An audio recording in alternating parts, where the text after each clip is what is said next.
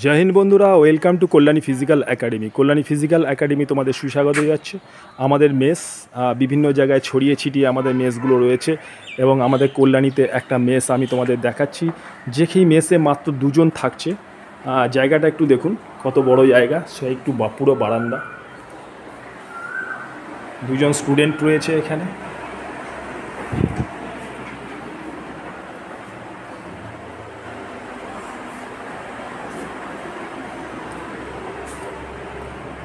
ভেতরে একটা বড় ঘর,